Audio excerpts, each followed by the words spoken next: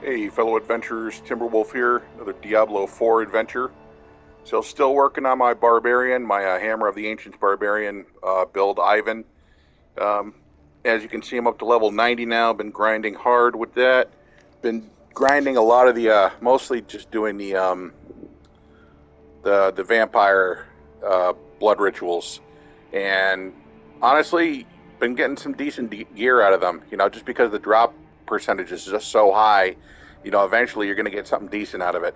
And I really have. I'm pretty well outfitted. Still might be one or two things I'd like to get my hands on.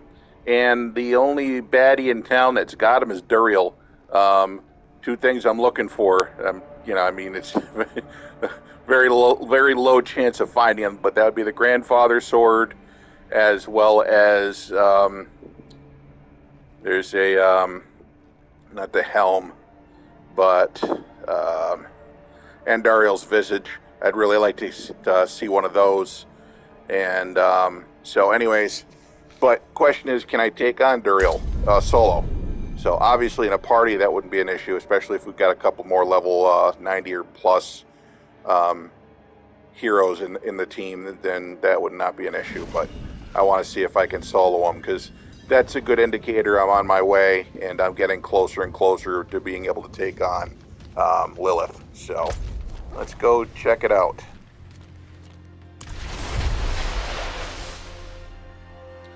Oh yeah, Harlequin's Crest. That's the other thing I would really like to get my hands on. Of course, who wouldn't, right? But it's a super uber rare drop, but you never know. At each chance you try is another roll. Kind of like getting a scratch ticket at the counter. So. Not while I'm in town. Now, obviously, another thing Duriel drops in addition to, you know, the occasional Uber, actually he does drop one Uber usually per battle, but another thing he's, you know, he'll be known to drop is a bunch of 925 items. So, and I do need a better pair of gauntlets, so.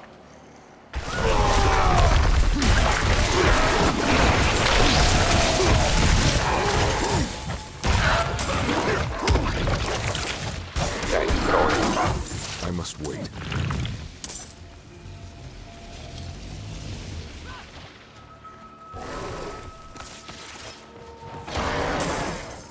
I'm just gonna sit here a second and just see if any of these people are interested in a team up.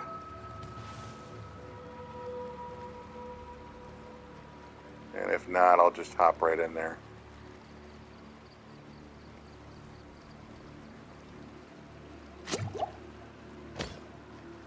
They may all already be on a team together, so.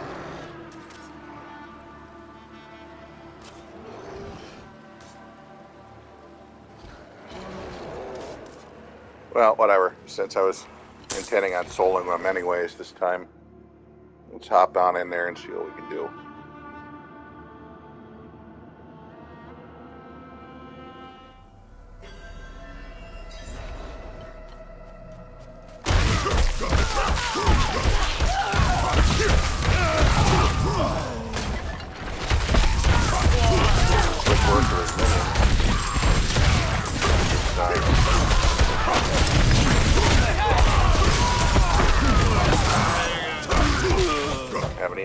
Haven't even had to use any of my shouts.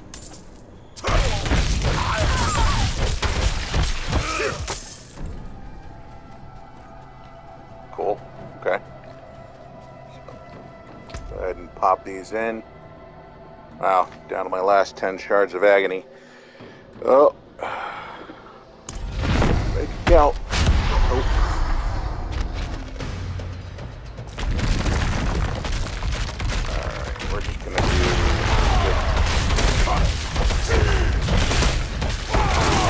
Ready yet.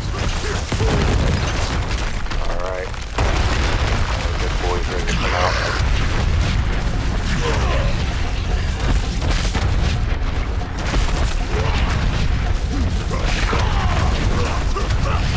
I must wait.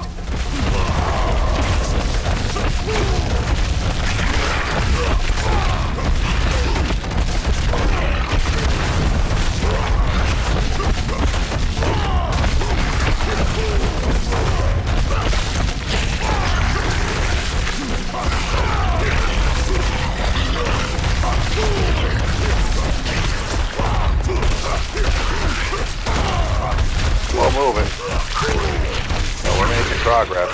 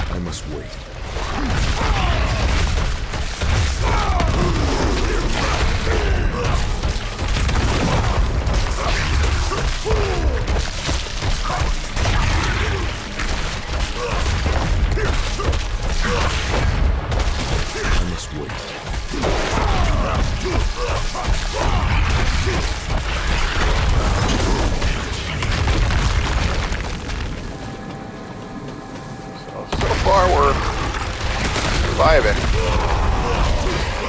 Not ready yet. Almost died there. Got pinned by both the minions and him. I noticed it before, but I was going after them specifically because I'm sick of them spamming everything with damn poison shots. Oh.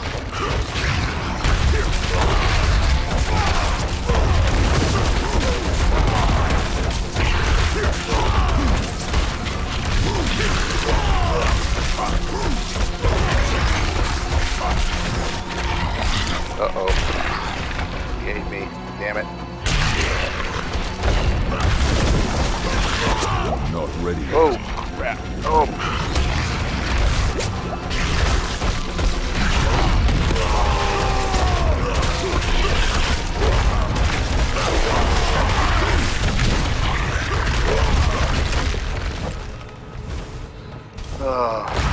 Close.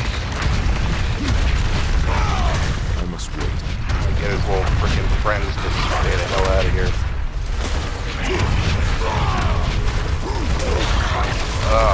Assholes. I need more fury. I must wait.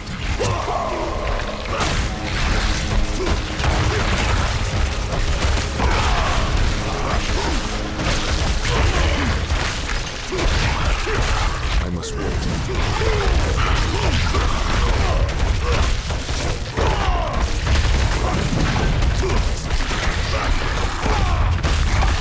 I'm not ready yet.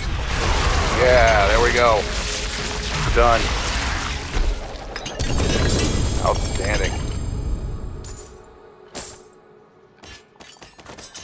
Got a decent selection of stuff there. So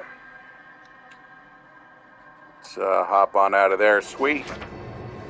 So I don't know if you remember last time I tried soloing Duriel with my barbarian, but didn't work out so well. He wasn't strong enough. Now he is. So that's good. I mean, it's a long battle. So clearly I still got some work to do with my Paragon board and trying to figure out how I can get that hammer doing more, you know, damage per hit, because obviously that's the only chance I got to defeating Lilith is one-shotting her. And I know you can do it with this guy. I've seen it done. And, you know, they were doing like almost 1,000,000 points of damage per hit. So I got to figure out, you know, my board better and make sure that I've got everything in place. So, but I'm definitely closer now.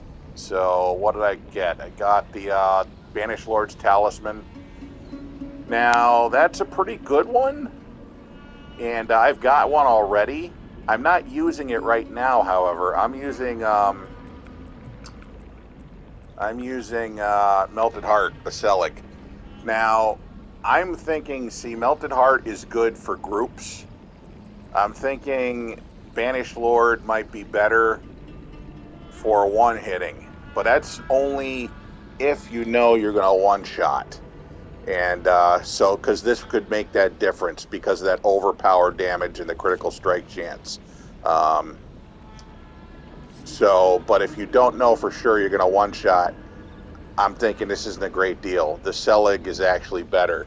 And I'll tell you, one of the reasons the Selig is a good one, because the Selig, right, Greetings. it spends Fury to heal you. And that's triggering the Ring of Red Fury, okay? Because as you spend that Fury, that gives you that guaranteed critical strike chance and the bonus damage. So basically, the Selig is triggering the Fury, and that's really helping us out. But and it looks like I got another Godslayer crown, but I'm not using that. I'm actually using this one, the Tusk Helm of Joritz. And what this does is, see, one of the biggest strengths of the Barbarian is being in Fury. And this actually boosts your Fury by actually kind of doubling it. See, it says here, when you gain Berserking, that's why I'm in Berserking, Fury, whatever. And you're already Berserk, you have a 44 chance to become more enraged, granting another 15% increased damage to Fury per section generation and 10% cooldown reduction, which is all pretty sweet. Whereas the Godslayer crown, see, I never really understood the mechanics of this, because it says when you stun, freeze, or immobilize an elite enemy or damage a boss. Okay? So hitting Duriel is quote-unquote damaging a boss. So does that mean that it says here you deal 39% increased damage to them for 5 seconds? So does that mean when I hit Duriel, that's going to then boost my damage to Duriel? Because it says it happens every 12 seconds. So if that's the case, then maybe the Godslayer would be better. You know? But I just don't quite understand exactly what they're trying to say here, you know, because that's the thing about Diablo, is they're kind of cryptic a lot of times in their messaging. But anyways, other pieces of the build I've got is, of course, Dybalt's Will, which is certainly helping with the damage. And I've got a full 925 set of Disobedience armor, up to 66% defense, which is freaking awesome. That's a good one. And right now I'm using the Ring of Echoing Fury on my other one here that generates three shout per second. I'm not using this axe, even though it's a 925. I'm actually using the Horn Cudgel, because right now I'm focusing on the two-handed mace, and so that way I can maximize the damage rather than, you know, some barbarians like to do the swaps, because, you know, when you change weapons like up to 8 times, you can gain, you know, an extra attack power. But I just figure focusing just specifically on just the two-handed mace, because obviously that's what I'm using for the hammer anyway. So the only thing I'm missing is oh nope, I've got them. That's right, I got 925 boots too. So all my gear except for the gauntlets is totally upgraded now. The only thing is I might not want a new pair of gauntlets, because look at that. +4 ranks of Hammer of the Ancients. I don't want to let that go. Not at all. So, you know, unless, you know, I can find a better set of gauntlets with that same bonus, I'm not moving these. They can stay there. So, yeah, that's basically it. Even my hand, well, that's actually not all the way upgraded, but pretty damn close. So, even those are, even though I don't use them, but. So, anyways, yeah, Duriel's down. I'm going to do some more digging on the Godslayer and just try to figure that out, and figure out whether or not that would be a better choice over the Tusk Helm of Joritz. So, I'll be checking that out. Although, I'll tell you, the +3 ranks of the aggressive pest resistance, that's a nice plus to have. So that's another thing too, is I got to decide whether or not the extra damage is going to be worth that sacrifice there for the defense. And honestly, that's the biggest challenge you got, especially when fighting anything else, nightmare dungeons, Duriel. It's, you know, you want to make sure that you've got some survivability there. With Lilith, our goal is to become powerful enough to just knock her down with one hit. Reason you want to one-shot Lilith is because her patterns are so insane, and her attacks are all pretty much one-hit kills. So if you're not going to be able to one-shot her, you're probably not going to defeat her. It's just, some people are really good at that. They're really good at learning the patterns, learning how, oh, I have to stand here now and stand there then and jump over there and do all this stuff. I suck at that. I'm not good. You know, back in the day when Dragon's Lair was playing in the arcades, I sucked at that. I died all the time. So, not my thing. I'm kind of just like, you know, point at something and let me hammer at it. So, but anyways, yeah, I'm probably going to come back here. But first thing I want to do is do some more leveling up. And best place to do that, of course, is the blood harvest for as long as that's still going. So obviously after that, then your only chance is nightmare dungeons. But it's blood harvest for now, so that's where I'm headed. Appreciate you tuning in. Until the next adventure.